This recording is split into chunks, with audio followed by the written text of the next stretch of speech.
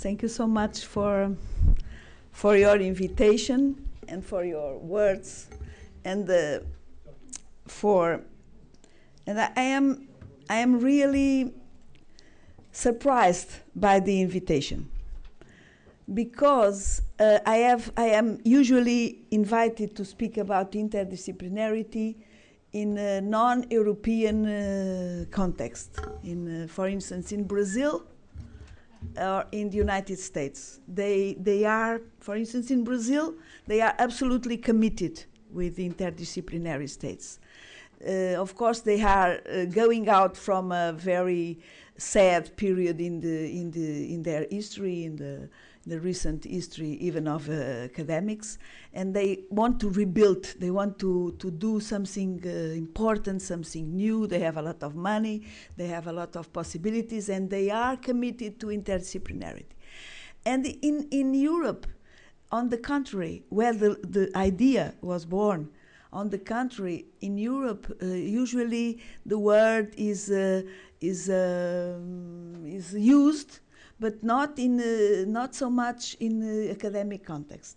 But however, I have been invited to France to speak to interdisciplinarity, and I have invited in Portugal for the first time shortly last month, and now I have this invitation to Italy. So I thank very much your invitation. It surprises me, and at the same time it gives me joy. And I also want to thank Giovanni for all his efforts to bring me here, besides the crisis where we are all inside. At least we in Portugal, we are inside a huge crisis, and I don't know how we can go out, but that's another story. Well, let's begin with the talk. I also would like to say something previously. I was asked by Giovanni to speak also a little bit about my center, to give the example of my center. And I would like to do that. I am available to do that. But maybe before, I thought it was more interesting to give you, to give some to demonstrate a little bit what I mean by interdisciplinarity, what is the problematics I would like to share with you. And then after, if you have questions or if you have the patience, I can also explain how it works in Portugal. Otherwise, it will be a little bit dry to begin with an example without giving the theoretical background. Well, so about this word. The word began to be used in May '68. It was the students in May '68 that used for the first time the word interdisciplinarity. It was a password? No, not a password. It was a how do you say that? In a manifestation, you claim for something, for food or for health, and or for interdisciplinarity. They claim for interdisciplinarity, and we understand what they wanted. They wanted to fight the established organization of universities. They wanted to fight against the power of disciplines. Michel Foucault is already behind a little bit with all his comments and critics not critics, but analysis of what is a disciplinary context. And they wanted to get some flexibility, some other way, to invent something new. And they use the word interdisciplinarity. From that moment on, the word was a mot de lutte. I don't know how to say that, a fighting word. But from that moment on, the word has been used all over. It has been used to signify, to mean a lot of things. In my point of view, too many things. Too many things. For instance, not only in research or in the university, where the word appears to claim for some different things. For instance, sometimes the word is used for signifying something like to escape the disciplines, to go out the disciplines, not to have the obligation of following the rigor and the exigencies, the competencies of a discipline, but to find some easy way to know something about and to go on. So the word has lost a little bit its power, because if interdisciplinarity is something that is important, it has to keep the word discipline inside. It is not a way of avoiding disciplines, it is a way of overcoming some of the restrictions of disciplines. And this mistake is very usual, and it is at the root of the misunderstanding concerning interdisciplinarity. Then you believe that you, for instance, in media, you believe that you want to speak about abortion or something like that, and you put a priest, you put a scientist, you put a philosopher, you put someone else, and they speak all together. They don't speak together. They speak one from each point of view, and they say diverse things. They don't understand each other because they don't have time. They speak different languages. They come with different interests, but they are together. And to be at the same table together is already interdisciplinarity. If it is so it is something very sad, I would say. My claim is that interdisciplinarity, even if the word is somehow bad has had some bad use, however, I think it corresponds to a very serious endeavor. And we have to understand what this is. This is my interest today, is to show that, to try to demonstrate that interdisciplinary is not a word to escape, is not a leitmotif to escape disciplines or to escape competence or to escape the study and the rigorous work of science and of humanities. It is not a voluntary project, something we want to do. I want to do interdisciplinarity. You don't want, but I want. It's not something like that we can desire or to do or not to do. I think, and I believe, and that is my thesis today, that interdisciplinarity is something which we can want it or not want it. We can desire or not desire. We can understand or not understand. But it is something which is already being done and which will be more and more important in our world. Why? For cognitive scientific reasons. My point of view is that. That's why I speak about epistemology of interdisciplinarity. In my point of view, interdisciplinarity, sorry, I am speaking a foreign language, which further is not your language, so it is very strange, but okay, that's our world. But I was saying, I believe that interdisciplinarity is something very important. It corresponds to something new, I wouldn't say new, some new determination of our scientific enterprise. Humanity is committed to science from the Greeks, since the Greeks at least, and science is an endeavor which changes, who is transformed, which has an history, and it has passed by different moments, and now I believe we are in a moment of changing epistemological change, and the new reality is, on my point of view, the interdisciplinarity of our kind of knowledge. Well, I think that I remember a well-known Portuguese all over the world is António Damasio. Maybe you know him, and he wrote a book named The Error of Descartes. This is a famous book, and António Damasio is a very qualified researcher, of course. I don't want to discuss his competence in neurosciences. However, this book was very famous, and one of the reasons, besides the scientific reason, is the title. The title is a very shocking title, and I believe it is a very brutal and unfair title. because we have been absolutely Cartesian all along our history. Descartes is not only a major figure, is not only a major figure of human thought, but it is the founder, somehow the founder of modern science, of what we believe it is science, up until yesterday. What we have as science, what Galileo and others have built as science, is the Cartesian project. And I would say Descartes offered the modern science its metaphysical and its methodological regime.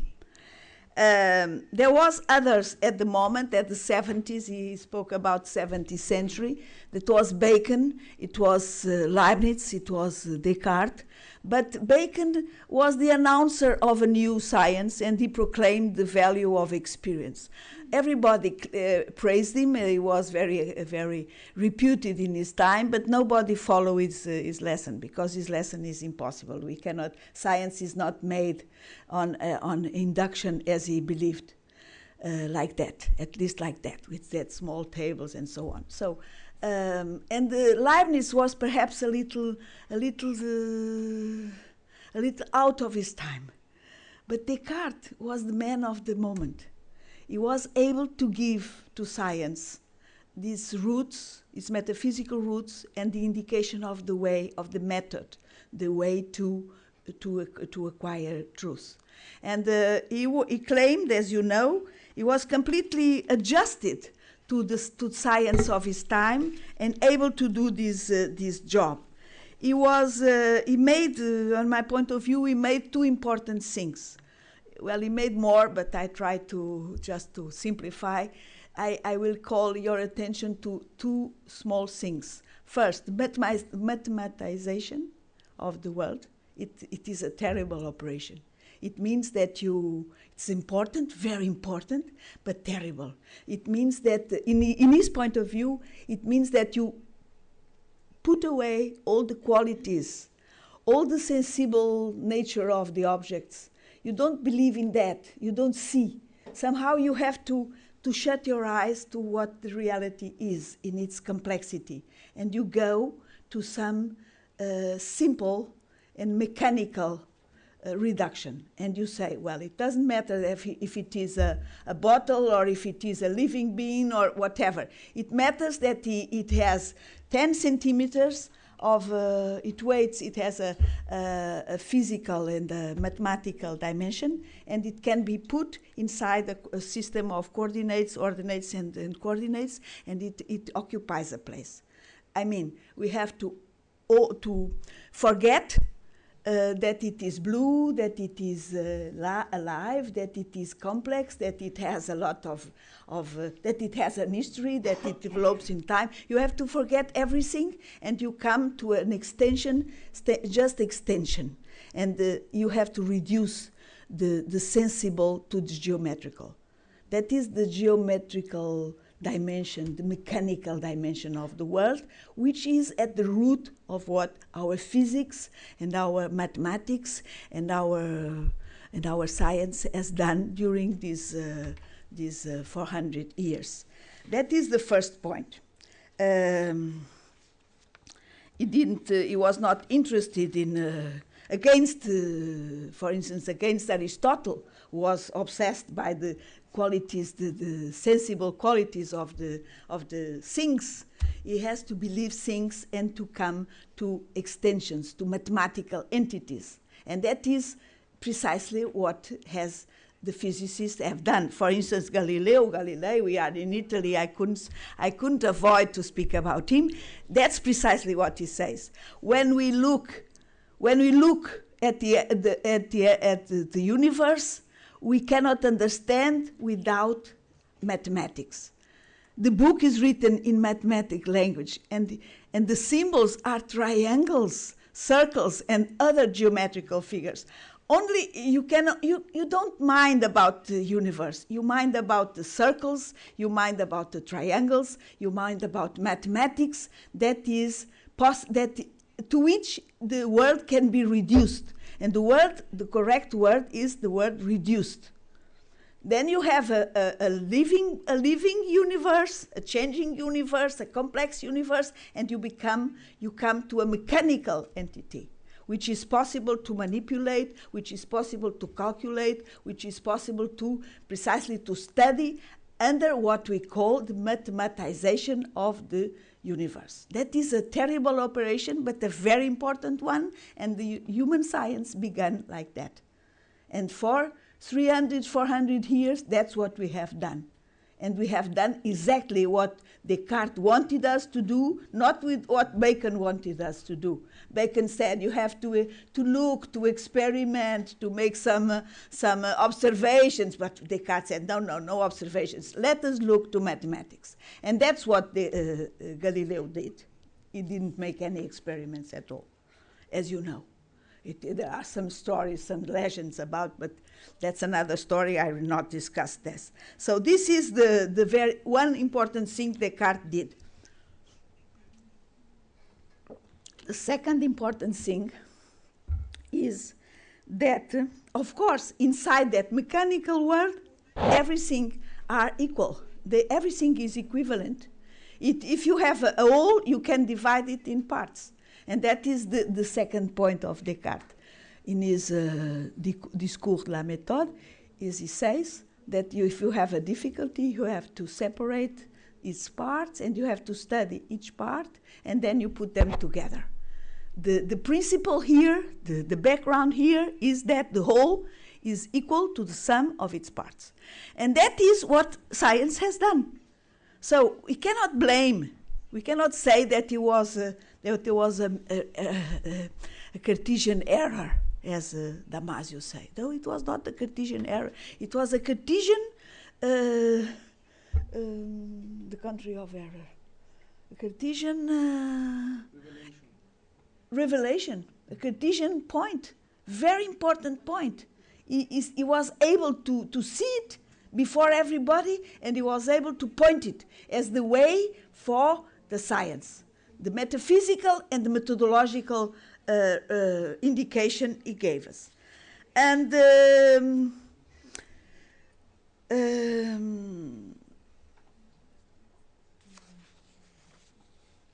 all the sciences up from now, all the science has followed the advice of Descartes. The physics, of course, physics has done that, and even the other sciences have done that. And even today, when we speak about strong sciences and soft sciences, sometimes we speak about that. Science who are able to be mathematized are strong. Science which are not able to be mathematized are like the poor human sciences, and they are not strong. Economics is very important, human science, because it can be mathematized. Maybe the crisis where we are all inside is a result of that terrible fact that economists, they believe that they can mathematize everything. In my country, in the moment, people doesn't matter. What matters is numbers, and more numbers, and only numbers. We are reduced to numbers. I don't know the numbers, but they are there, and our politicians, they are just interested about numbers. And they are supported by economics, and economics is supported on mathematics, and is a very serious discipline because it is mathematized. And those who cannot be mathematized, they are soft, as we say, soft disciplines. So the Descartes cannot be seen as someone who has made a mistake. He must be seen as someone who has indicated the way to which science has followed up him, and we have to thank him, because science has given us a lot of things. That science, that Cartesian science, gave us a lot of important things. What we have today, the great part of what we have today, our way of life, our health, our medicine is a consequence in great part of the Cartesian mathematics. I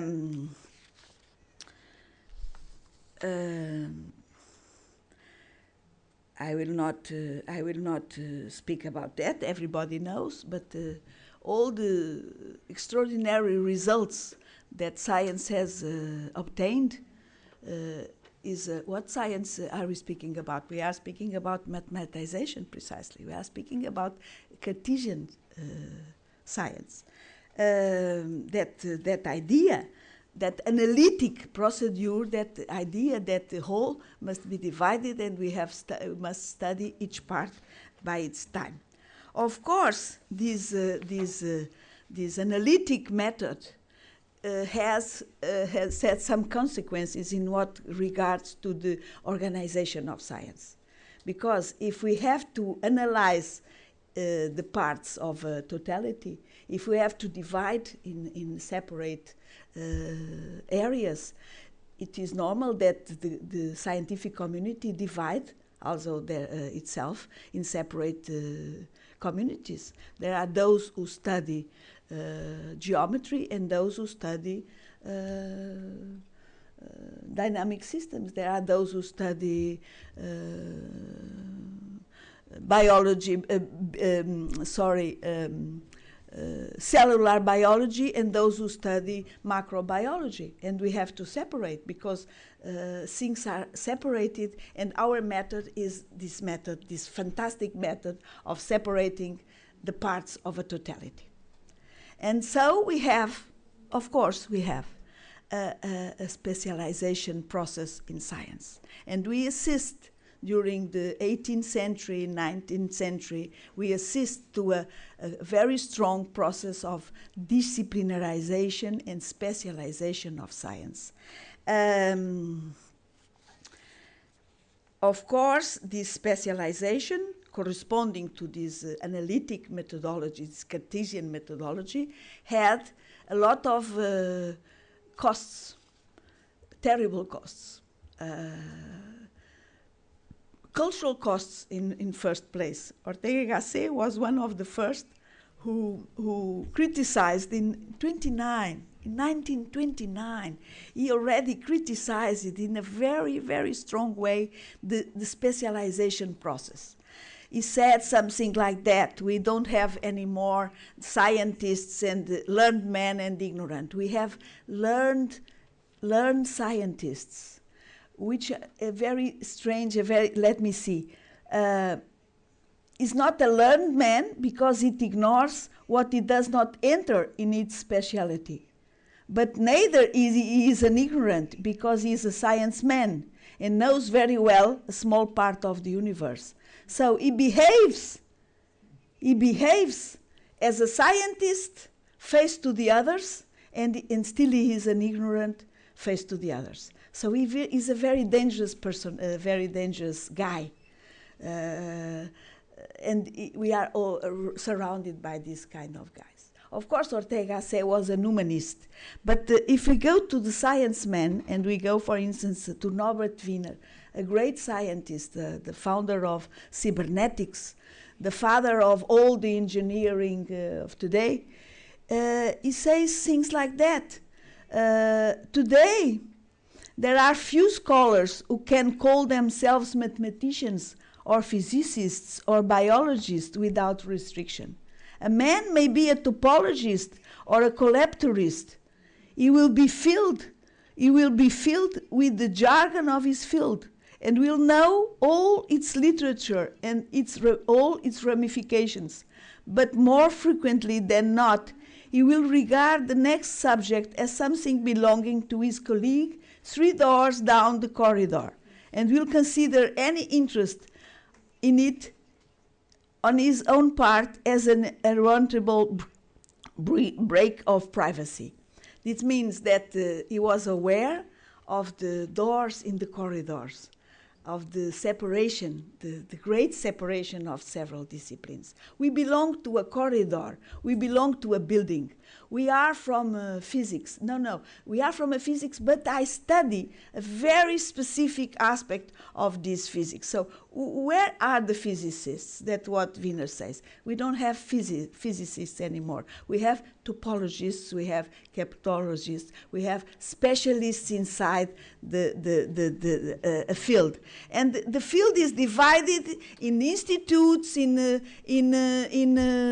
departments, the departments are divided in buildings, and the buildings are divided in floors, and the floors are divided in corridors, and the corridors are divided in doors. And if you are in one door, you are not going to ask to your colleague 3 doors down in the corridor what he's doing, because this is a kind of a lack of a break of privacy, a break of elegance, of correct relationship with your colleagues.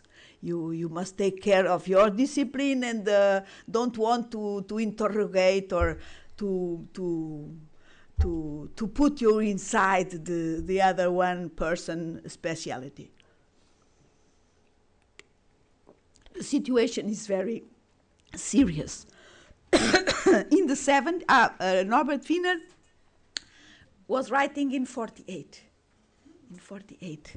The word interdisciplinary has not appeared yet. It will appear some years ago. But he was speaking before, but they were feeling. They were very clever, very, very intelligent men, and they were feeling what is all about. And in 71, some years after the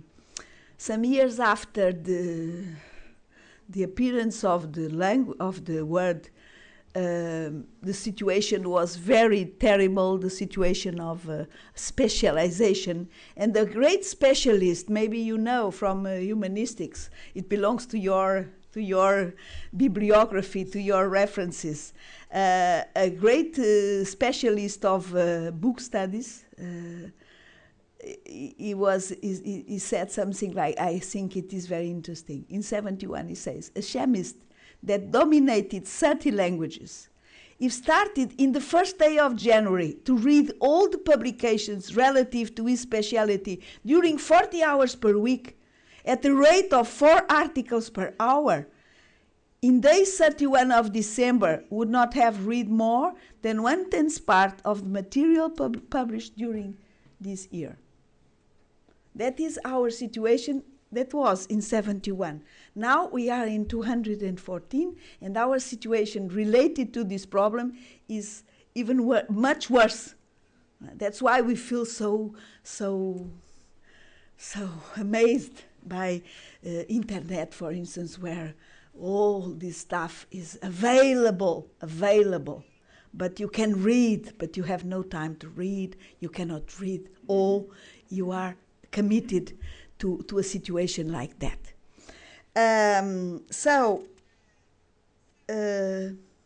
Cartesian science, analytic method, specialization of science, terrible costs of that specialization. This is a kind of a chain. We have to understand it. Terrible costs. But the costs, these are cultural costs. And we also have institutional costs. Cultural because men become unpolite, making questions 3 doors down in the corridor, to his colleagues 3 doors down in the corridor. Or purely ignorant of everything. That's our cultural costs. Cultural costs inside this discipline because they cannot read all the bibliography that is written, even inside this is speciality. Institutional costs, of course, because of the corridors, because of the buildings, because of all the divisions we have inside our scientific community, that marvelous, fantastic reality of which, for instance, Peirce claims so much. Science is what scientific community does. But he was thinking about a universal scientific community, which does not exist anymore because we are divided and so on. So this is competitive aggregates, fights against colleagues, we belong to this, we want this room, we win something you don't, and so on. Jealousy, we know everybody. It exists all over the world. And this is also a consequence of this, institutional consequence of this situation of speciality. But on my point of view, the most important thing is not cultural consequences or institutional consequences, is the heuristic consequences. The fact that we have realized that if we want to progress in science, we have to look to the others. We have to have some connection with other discipline. We have to give up of our, not to give up is not to give up. We have to overcome our speciality. We have to go inside other domains which are connected to our domain, which are important to our domain, but which are not our speciality. And how are we going to do? And that is very important, because we came to a moment in which we all realize that. We all realize that we need to have this dialogue with other disciplines. Norbert Wiener, I have a passion by Norbert Wiener. He was a mathematician and the founder of cybernetics, as you know. Was a splendid personality. And he described in 1948, he described in a very elegant way this kind of endeavor. He was one of the first who made a new kind of discipline. Cybernetics is a new discipline which puts together mathematics, computer, people from computer, biologists, engineers. It is a pity that this colleague of yours, which comes from engineer, is not here anymore, because it is in the heart of interdisciplinary, this new interdisciplinary domain. And look what he says about his experience as a creator of a new discipline, which is not already a discipline, is an interdiscipline already. It's something new, because before, all the disciplines came from the division of previous disciplines. You have biology, and then you have cellular biology and macrobiology, plant biology and animal biology. You have disciplines that are branches of a root. You have a root, and you have this one, and then you have small branches as an arbor, a tree system. And here you have a new discipline which is not that. It is not a new branch inside a tree. It is a mixture. It is a patchwork. It is a interdiscipline already. Look what he says. It is worthwhile in my point of view. He says, if the difficulty of a physiological problem is mathematical in essence, then physiologists ignorant of mathematics will get precisely as far as one physiologist ignorant of mathematics and no further. To make interdisciplinarity, to make this new effort of science, these new heuristics, you have to know mathematics. Because if you are a physiologist and you know nothing about mathematics, well, you don't go far. If a physiologist who knows no mathematics works together with a mathematician who knows no physiology, the one will be unable to state his problem in terms that the other can manipulate, and the second will be unable to put the answers in any form that the first can understand. That is what happens in these round tables in the television. Everybody speaks, but they are not able to understand each other, because they know nothing about what the other guy knows a lot. So they are there, they say things together, but they are not discussing really. A proper exploration, it could use an interdisciplinary exploration, could be only made by a team of scientists, each a specialist of his own field, each one a specialist of his own field, but each possessing a throughout sound and trained acquaintance with the fields of his neighbors. All in the habit of working together, of knowing one another's intellectual customs, and of recognizing the significance of a colleague's view, a colleague's new suggestion before it has taken on a full formal expression. So, what Wiener says is that what is necessary is not to put side by side different specialists. The different specialists must be put side by side, but they must be specialists in his own field, but each one should possess this acquaintance with the fields of the others. So there must be specialists in his field, but they must be open. They must be interested in the others' domains, and to have the ability the interest, the curiosity, the attention towards what the other guy is doing or is proposing. He must have this sensibility, this new kind of sensibility. The mathematician need not have the skill to conduct a physiological experiment. The mathematician is a mathematician. He is not a biologist, a physiologist. But he must have the skill to understand one, to criticize one, and to suggest one.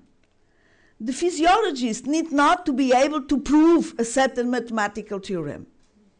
The physiologist is a physiologist, he's not a mathematician. But he must be able to grasp its physiological significance and to tell the mathematician for what he should look. That is my point of view, that is the secret of interdisciplinarity. You have to be competent in your field. Interdisciplinarity, not something out of competence, out of disciplines. You have to be competent. You have to be a mathematician or a physiologist. But behind that, you have also to have this openness, this interest, this attitude. Somehow it's a kind of an attitude, some disponibility towards the other's knowledges, the other's interest, and this sensibility to understand, to be learned about the other areas of knowledge. Properly speaking, is an ethical attitude. What? Properly speaking, is an ethical attitude. An ethical. Ethical attitude. Okay. Is openness. Yes, it's openness. Openness in the regards to dialogue, to ethical attitude. That's where ethical philosophers may enter. That is the point, on my point of view. It's not so much that the specialist is an ignorant, he doesn't know. As snow, everybody knows the two cultures of snow, where he says that the literary man doesn't know the law of thermodynamics, and the scientific man never read the Odyssey or Homer never read, or Shakespeare, or whatever. They never read. They know. They don't understand the significance of this kind of works, because they never read. They were not aware. And Snow, in his famous book, The Two Cultures, have diagnosticized this rupture between humanistic and scientific culture. That is a poverty of the point of view of culture, of human being, that is more poor, because they don't have any scientific competence, or they don't have any humanistic competence. They are absolutely, that is a question of poverty. The institutional consequences are dramatic.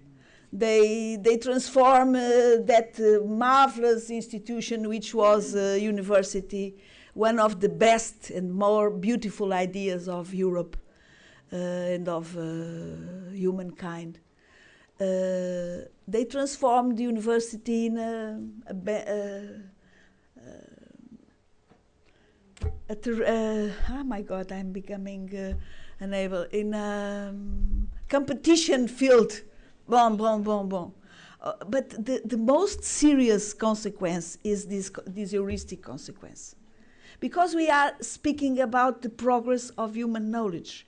And for the progress of human knowledge, there came a moment in which the new knowledge cannot be produced inside each day more and more specialized field. And that is interesting because why? Why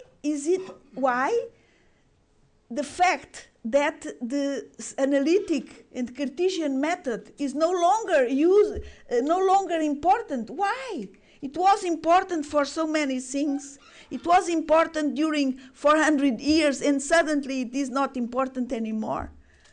Because as I tried to explain, Descartes has proposed us to make a reduction, to transform the complex in the simple, in the sum of the simple.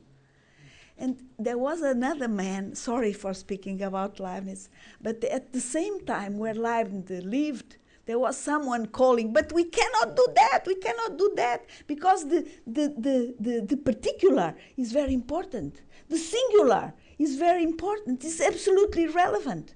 And there are singular destinies, there are individuals which we cannot be forgotten. And your method forgets everything. Your method goes on as if everybody was a machine. But people are not machines. People are people, and not only people. Leibniz, I am speaking about Leibniz. And I can say our science is not Cartesian anymore. We began to hear the voice of this other guy who lived at the same time of Descartes, and his name was Leibniz. And he was always claiming against Leibniz. His intellectual life was much consistent about claiming against Leibniz. And you know what he said about against Leibniz? He said things like that. The world is full of life. Everything is alive. We cannot reduce it to dead entities. You are reducing everything to dead entities. But the world is full of life. Things are always in movement. Things are processes. Things are changing entities. Alive, they have history, they have a destiny. They are complex. They come from other. They are not linear. They are not linear. They cannot be studied by pieces. If you divide, you kill everything. You cannot divide this entity. You cannot divide this entity because each piece occupies a different place and has a different destiny. So you cannot do this. You cannot do this. You have a world before you, which is a world full of music, full of life, full of irregularities, full of dynamic qualities.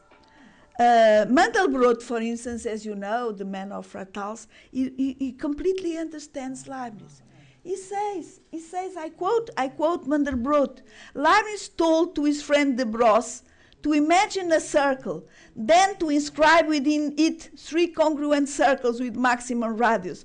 The later small circles could be filled with 3 even small circles by the same procedure. This process can be continued infinitely, from which arises a good idea of self-similarity. So, Mandelbrot, who studied this kind of phenomena, completely understood that his background was not Descartes but Leibniz. Because for Leibniz, and now you must excuse me, but I have to quote from Monadology, a small book written in 1714. He said things like that. Each portion of matter may be conceived as like a garden full of plants and like a pond full of fishes. But each branch of each plant, each member of every animal, each drop of its liquid parts is also some such garden or pond. So, as he says, the author of nature has been able to employ this divine and infinitely wonderful power of art, because each portion of matter is not only infinitely divisible, so it is not possible to put the pieces and then to sum, because they are infinite, the pieces, as the ancients observed, but it also actually subdivided without end, each part into further parts of which it has some motion of its own. And the parts are infinite, and each part is a motion. Each part is not a dead entity, is not an atom, but it is a motion. And when we arrive to atoms, the physicists arrive to atoms, and they suppose, well, we reach the atom. The atom means no parts, as you know. Atom means with no parts. No tomos, no? But what did they saw? They didn't saw a simple entity in the atom. They saw a motion. They saw a universe. They saw that this group of fishes, each fish was already what is the name? It was already a lake of fishes. So inside the atom was not a dead entity, the minimum. It was infinitely divided, and in each part, in each small part, there was a full motion of entities, a live universe. This was written in 1714. That's why philosophy is so beautiful, because philosophy is out of time. It's out of time. Leibniz was saying that he was not thinking about dynamical systems or Mandelbrot or fractals, but he was putting another hypothesis, another metaphysics, completely alternative to Descartes. And so what I say is, if we have been Cartesian up to now it's the moment to begin to be Leibnizian. Because Leibniz is an alternative to Leibniz. It's not more interesting or less interesting. It's another way of seeing. And our science has been mostly concerned with the division of the difficulties in each part. And now we have to realize that we have another task to do. We have to go inside the small part and discover a full universe of motion, of a process, of a complexity. You can name it complexity. You can name it dynamic systems. You can name it process, as Whitehead does, for instance. And you can, and now you understand why interdisciplinarity comes to the new science as a kind of destiny. We didn't arrive to the last moment. There will be others. But in this moment, we have to overcome the disciplinary conditions of Cartesian science, which gave us a lot, which gave us an enormous amount of things, but it is not enough. What I would say is that this small historical and epistemological reference may make us understand this new step, this new epistemological step in which we are committed.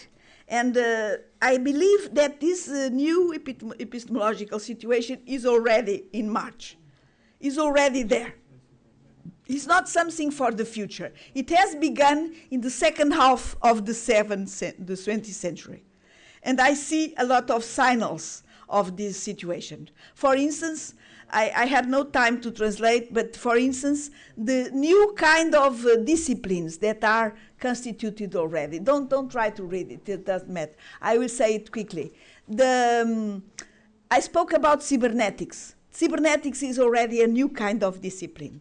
We have to abandon the idea that disciplines are formed by ramification. Ramification, you understand? By ramification, by a tree process. We have to abandon trees. They were so beautiful, but we have to abandon. We could sleep at their shadow, but we have to abandon them because things are not like that anymore. Things are not coming by ramification of a root, a fantastic root that erected from the soil and then ramificated in all these disciplines.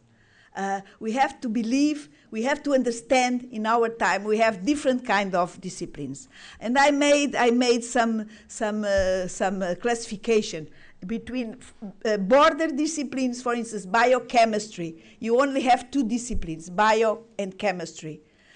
Or, for instance, interdisciplines, the case of operational research, for instance. Or intersciences, like cybernetics, like ecology, like cognitive sciences. For instance, cognitive science. What is cognitive science? It's a branch, it's a new branch.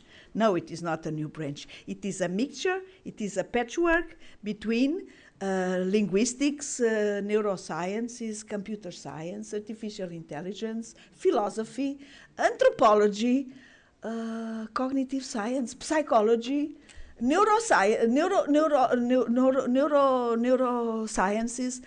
You understand which is the main science. We don't even know which is the main science. It is a kind of a mixture in which there are no main science. There is a true patchwork of sciences.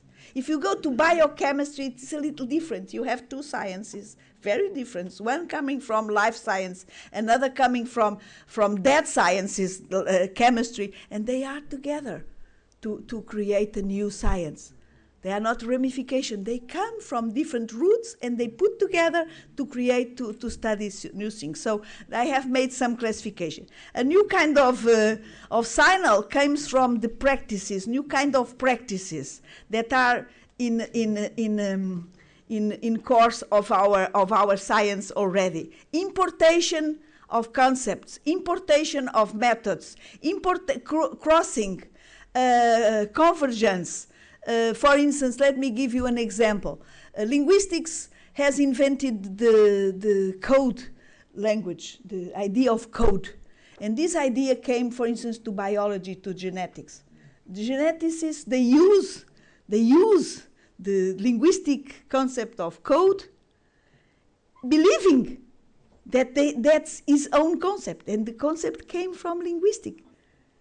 What is a genetic code exactly? Unless you have an interdisciplinary conception, you don't understand what is an internet. It is written somewhere. It is written. Is it written, the genetic code? We say frequently, the genetic code is written. What does it mean it's written? It is a kind of an importation, you see, of a concept to another discipline. But it is wonderful because this concept was very fruitful to the development of genetics. Because they don't even take the word, they take the methods, they take the conception behind the word. They understand a lot of things because they went to linguistics. And they took not only the word, but the conception of code, the conception of code. Well, I cannot go further, but let me say something else. A lot of theorizations have appeared. I will not say that. A lot of cartographic metaphors. It's interesting to follow a little bit this story through cartographic metaphors. The metaphor of the tree is connected to this Cartesian science. You have the root, and you have the tree, and you have the fruits. You have this metaphor in Bacon, in Descartes. You have already in Ramon Llull. So you have the root, the main root, and the fruits. The fruits are, for instance, Bacon said, the fruits are the results of science which are there for the happiness of man. Man creates this sorry.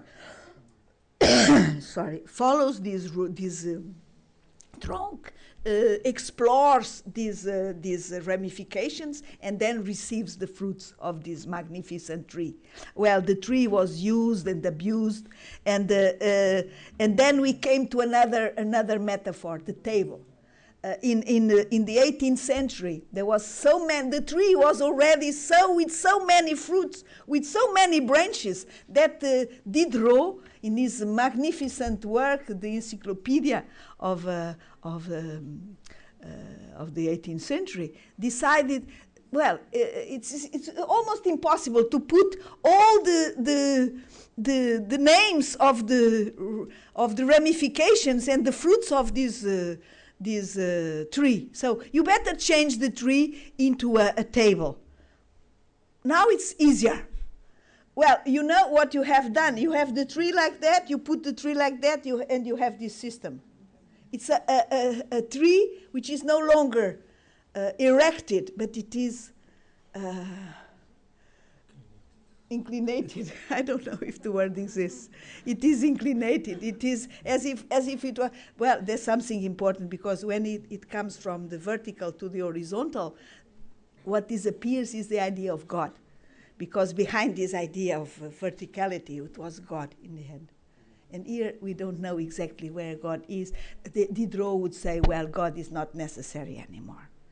Okay, but we have Linnaeus, tabula taxonomica. You have Mendeleev, okay, and you have tables. You have came from tree to tables. And it's very funny, now the Italian come again. In the 20th century, the Einaudi encyclopedia invented a new kind of relation. It is neither a tree, it is not a table. It is what they say, the reading zone.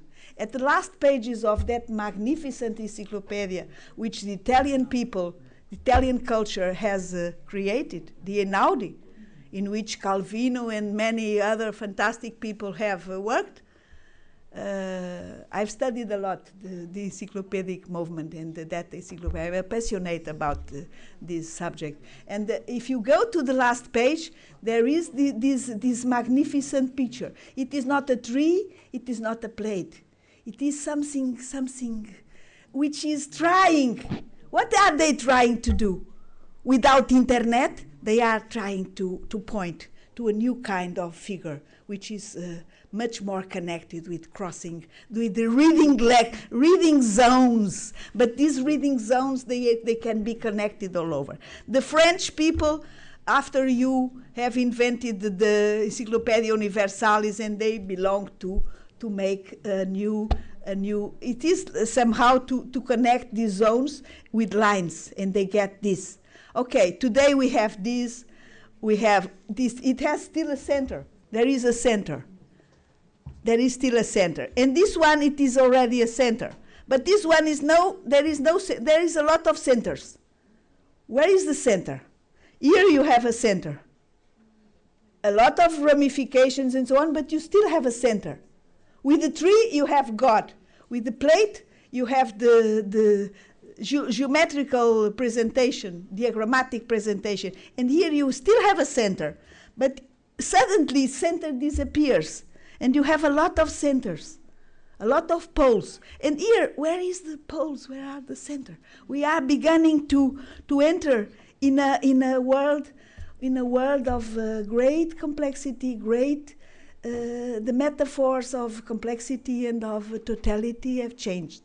We have come from the circle. I didn't speak about the circle, but it would be another conference. I've written a book about the circle, so I couldn't speak about circle in 2 minutes. It was impossible. But we have speak about the tree, we have speak about the table, and we have speak about the net, the beginning of the net. And our cartographic representation of knowledge, of the totality of knowledge, changes because our science changes, because Descartes is passing over, and the great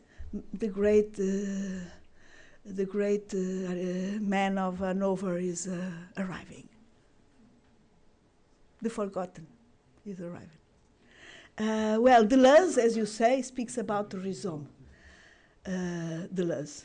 He says that we are not with the net. We will not end with the net. We are towards the rhizome. Maybe he's right. We don't know. Maybe there is a new figure, and the figure is that irregular, that biological and irregular figure of the rhizome. I'm not sure. At the moment, we are in the net. We are in the neurosciences. We are in the neuronians. We are with the connections. We are in the interconnections, in the electricity. We are with electricity in our world. And I think that Kandinsky was right. In the beginning of the 20th century, he was already understanding our world in a much more powerful way than we do. He was proposing a world of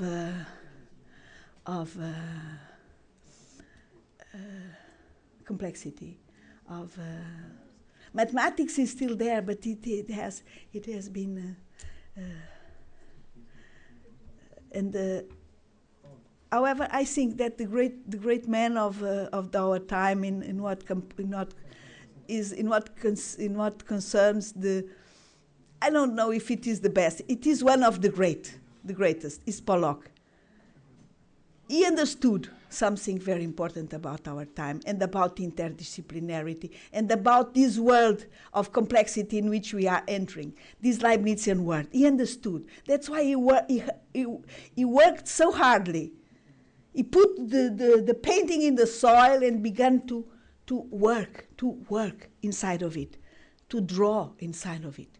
And he gave us these wonderful metaphors of our time, these splendorous paintings which have many things to do with this world alive, infinitely divisible, complex in its more and more small parts.